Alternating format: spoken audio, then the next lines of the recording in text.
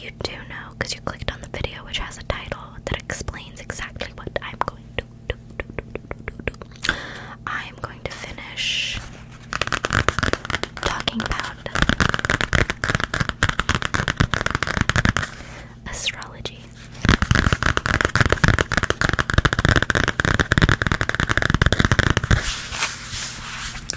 I literally spilled coffee on this the other day, so that was obviously a sign from the universe to continue talking about astrology.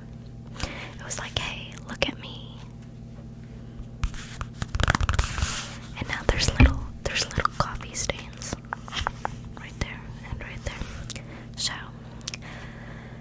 yeah, basically we're gonna be talking about astrology. So if you didn't watch the previous video, you need to do that.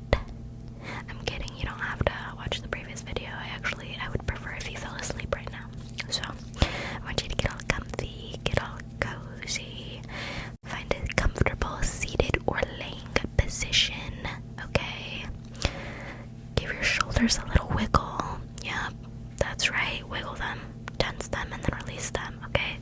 We hold a lot of stress in our shoulders, so that is the first step to relaxing. And then we're gonna do a quick little inhale. 1, 2, 3. And now release, release, release, release, release, release. Okay, are you feeling good? Are you feeling okay? Awesome. Now, I'm gonna be talking about astrology, continuing where I left off in my previous video on astrology, which just went over like the signs and like the elements and whatnot. So I believe we are on page 8. Page 8. 1, 2, 3, 4, 5, 6, 7, 8. And that would be on the modalities. I think I didn't get to that part because obviously I had to go through all 12 signs first. So let's talk about it. Let's chit chat. Let's chit and chat.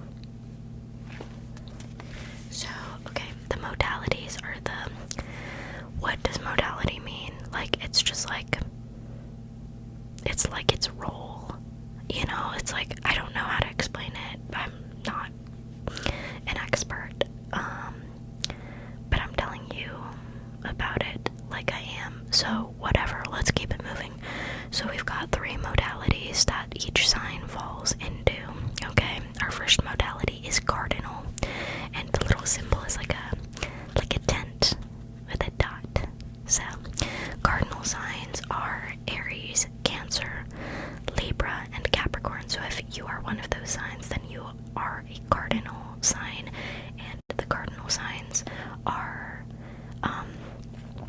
they happen like their season is at the beginning of a new season. So like Cancer season starts on the summer solstice, essentially. Capricorn season starts on the winter solstice, Libra on the fall, I think, and Aries on the spring, right? That sounds right. Always fact check any information. But yeah, so they're like the leaders, so they're the first sign of that season. Oh my god, I was just looking at my duvet. My duvet is all like bundled, and I was like, is that a bug? No, it's just a crease, and I'm scared of everything, so of course I thought it was a bug. Anyways, so the cardinal signs are at the beginning of the season, right? So they're the leaders, they're the trailblazers. They're known for their high energy, and they're the ones to initiate change. So cardinal signs make great leaders, like Cancers, Aries, Libras, and Capricorns are known to be very, like, they lead, they make the changes, they initiate, they are action oriented in the sense of change. And that means so that they can also be known for being impatient and impulsive. And that explains a lot of why Cancers are like that. Oh my god, my neighbors upstairs just like sneezed so violently. It's allergy season, y'all. Stay safe out there. Anyways, yeah, so Cancers are like that.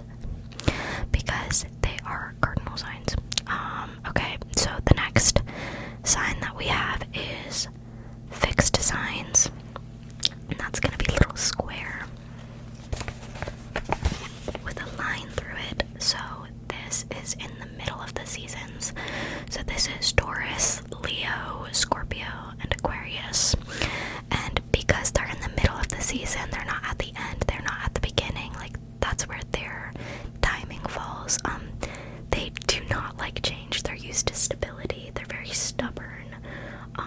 They're very inflexible. They just like things as they are. Once they find what works for them, they would like to stick there. And that makes, like to me, I'm like, oh, of course Aquarius is a fixed sign.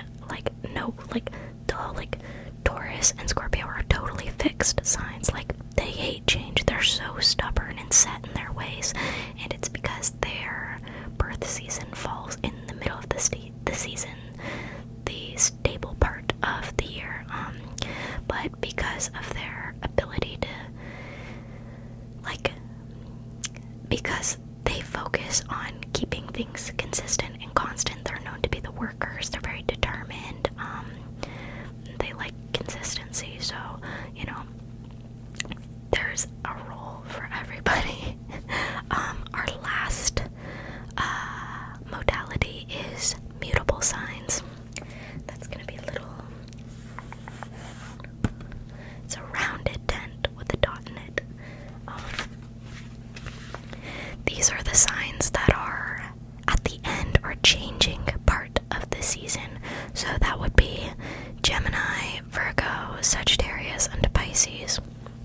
So because they're at like the tail end of the season where the season's about to change and the weather's getting funky, they are very adaptable and they love change. Like, if you've ever met a Gemini or a Pisces, they are a different person each day of the week. Like, they move on so quickly. They thrive in change. They're constantly switching up because that's all they know how to do. It's like honestly difficult for them to find consistency and to stay within a singular flow. So that makes them restless and inconsistent because they're constantly looking for something new, something different. And because they're constantly searching, these are like the doers of the zodiac. Like, they're the ones that like get things done. Like, they're just doing stuff. They're just doing stuff all the time. Because they need something different. They're restless. So yeah, that's the modalities. So these are all like little different niches and cliques that each of the signs fall into. You know what I'm saying?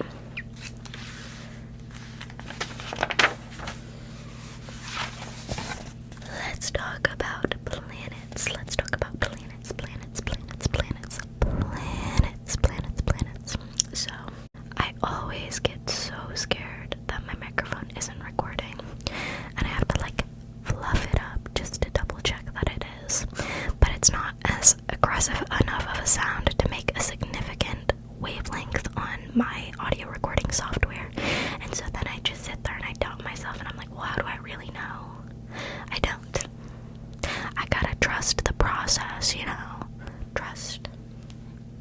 So, the sun is not a planet, okay? But it's an honorary, it's a planet in the context of astrology. Does that make sense? Like, for all intents and purposes, we're gonna consider it a planet in that it is what it represents. It is symbolic in a way, you know? It's not actually a planet. I'm aware in the scientific sense, okay?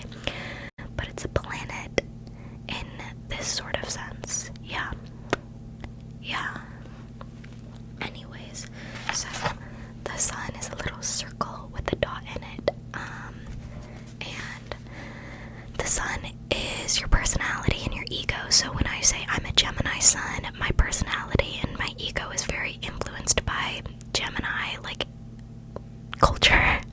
Gemini, like, nature. Like, my personality is that of a Gemini. This is how you express creativity. And as a Gemini, Geminis are all about, like, talking. And here I am, gibber-gabbering away. So, perfect fit, in my opinion. But the sun sign also represents your father. So a lot of astrologists kind of say that your sun sign is, like, representative of your relationship with your father. And I can see that because Geminis are known to be very fun, and I had a very fun relationship with my father. So, you know, it'd be like that. You know what I'm saying? The next planet we have is the moon, as represented by, well, where are we? A little crescent. My knuckles have been cracking like crazy, y'all. Anyways, so the moon is your emotion and behavior. So your sun is like your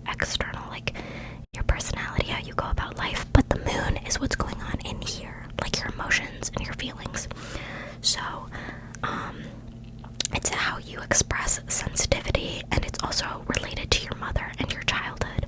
So I think like there's a thing where like a lot of Scorpio moons have like very estranged relationships with their mother because of like what Scorpio represents and stuff. I have a Pisces moon, and that like just having a water moon in general is just kind of like, dude, RIP, because that just means that you're just so emotional, because the moon sign is where your emotions are like expressed, and water signs are already known to be emotional, so you're just gonna be emotional. Like you may be like a Gemini sun, which is known to be very aloof, but that Pisces moon, personally, that Pisces moon is gonna drag me down, and that's gonna have me sobbing to sad music. Okay. Next planet we have is Mercury, which is that looks like the female symbol with like little horns on it. That is Mercury. So Mercury is the planet of communication and thoughts. So while your moon sign is your emotions, your Mercury sign is your like mental processing and how you communicate and what kind of thoughts you're having and how you communicate those thoughts. It's also how you process information, and in terms of familial roles, it represents your siblings. So for example, like if you have a Gemini Mercury, you're gonna be very chatty, you're very much so a thinker. I feel like maybe Virgo Mercuries could be more prone to like stress, because Virgo is known to be very like detail oriented and nitpicky, so having that be how you process thoughts could be very anxiety inducing. The next planet we have is Venus. It is the little female symbol, like the little circle with the plus under it. Yeah. So Venus is the planet ruling beauty and love. It's how you show affection and your relationship towards women, basically. So like if you have a Taurus Venus, you're very sensual, you're very romantic, you like roses, you like chocolates, you like bubble baths, because Taurus is ruled by Venus, and so it's at home in that planet. Like another thing, like Sagittarius Venus, they are known to be big flirts in my experience, because Sagittarius is all about like exploration and discovery, and when that's the sign that you show like affection, it's like, I want to show affection to everybody, I want to see what everybody has to offer. So that's what a Sagittarius Venus is like. Mars, and that's that symbol, the little circle with the arrow. The way I'm like trying to describe symbols, it's like laughable, like it's not my strong suit, I will admit. But Mars is the planet of aggression and vitality. It's how you express aggression and also like sexuality as well, and your relationship towards men or whatever. And Mars, that's just like that's the angry planet. Like that's how you argue, that's how you fight, that's what upsets you.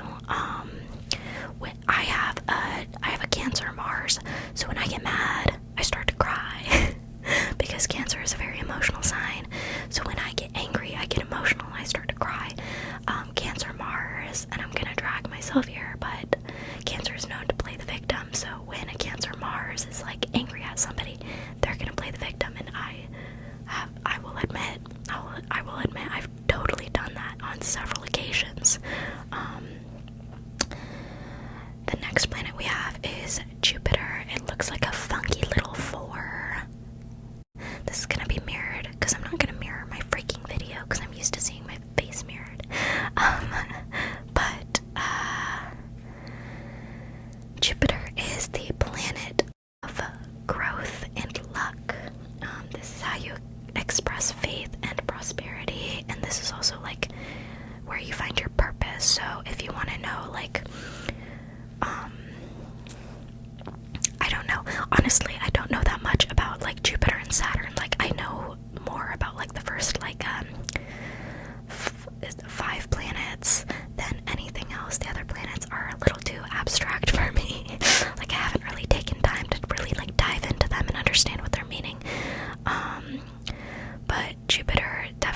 it's the lucky planet. That's where you're gonna find your most luck. So if you look in your chart to see what planet or what sign and house Jupiter is in, that's where you're gonna have the most luck in life and what your purpose might be. Okay, the next planet we've got Saturn, and it's like a plus and an N. Had a baby. Okay, so Saturn is all about boundaries and responsibility, how you must improve, but mostly karma. So Saturn is your karmic planet. So if you want to know like what kind of karma you're experiencing in your life, or like what kind of responsibilities you have and are attached to, you should look to Saturn in your chart. Yeah. Next. We've got so many planets. I'm literally only gonna get through the planets. This book is long. This is gonna be like a 10-part series. I was not anticipating this. I thought this would be over in like 5 minutes. Anyways, so our next planet is Uranus, whatever you want to call it. It's yours. And this planet, the glyph is like, oh god, I don't even know. It's okay, so it's a circle with a plus on top and 2 arches, vertical arches connected to each side of the plus. I'm really leaning into these descriptors, okay, of the symbols. So that planet is all about rebellion and change. This is how you express individualism, and this is where you find your independence. Yeah, that's all I have to say about it. I don't know much else. The next planet we got going on is Neptune, and Neptune is a little trident. Yup, that's right. So Neptune is about dreams and imagination. This is how you feel disappointment, because if you think about it, like say you're having a really good dream, and then you wake up and you're like faced with reality, and whatever was going on in that dream, not real. Like you don't have a wife and kids in the Bahamas. It's a dream, and then you get hit with disappointment. Yeah, that's Neptune. That's Neptune vibes. Okay, but it's also about imagination. So yeah, that's what Neptune's all about. Neptune vibes only. The next planet we've got is Pluto, and that's like a P that's sitting down. So Pluto is all about obsession and power, but it's also how you heal and what struggles you face. And that, yeah, Pluto is one of those heavier planets when you're like getting a reading from an astrologer, like looking at your chart. There's a lot of heaviness there. That's your healing. That's what you're obsessed with. What has power over you, like that sort of thing. It's pretty intense. But yeah, those are the planets. And what I like to do to apply those planets is I like to look at where those planets are. Like during my day, if I'm wondering why I'm having a bad day, I check my horoscope and I'm like, okay, I'm really struggling with, I don't know, friendships right now. Where is Mercury? So I look at where Mercury is, and I look at what aspects are happening. Like maybe Mercury is in opposition with the sun or something, and then I'm like, oh, I'm struggling to communicate with my friends because my ego is getting in the way or something like that. I love astrology because, again, like I think I said it in my last video, it feels like Mad Libs. Like you can really plug things in, just depending on what sign or planet is where. If I feel really sad and I can't figure out why, I'm like, okay, what planet is the moon in? Oh, the moon is in, gosh, I don't know, Cancer right now. Oh my gosh, no wonder I'm feeling so sad and like nostalgic, because Cancer's all about childhood. Like that makes perfect sense. It provides an explanation and reminds me personally that a lot of things are out of my control. Like a lot of what I experience is due to external factors. I'm not the problem all the time. As much as I'd would like it to be. It'd be so much easier if I was the problem, because then it'd be easier to fix, but oftentimes the problem is external and beyond me, and I just have to figure out how to move with the problem if I can't get rid of it. You know what I'm saying? Anyways, love astrology. I have 2 pages of retrogrades to talk about. Okay, we're in the middle of a Mercury retrograde right now.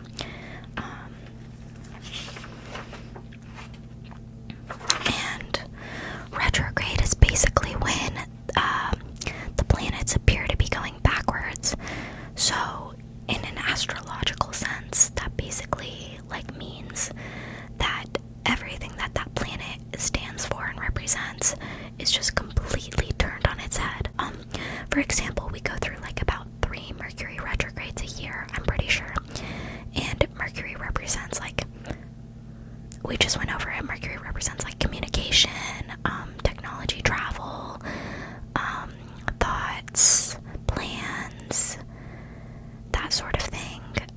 So when Mercury's in retrograde, your texts might not send, the internet will go down, you mishear your friend texts you the wrong location of where you're supposed to meet up, your phone dies randomly, all of these things relating to what Mercury represents gets flipped on its head, gets turned around, goes wrong, goes the opposite of how it's supposed to, and a lot of people get scared by that sort of thing. It can be scary, but because there's a lot of things they're don't do this during retrograde, don't do this during retrograde, even though retrograde literally happens 3 times a year, all the time. But retrograde is really just an opportunity to go back to the drawing board, plan, really think things through, assess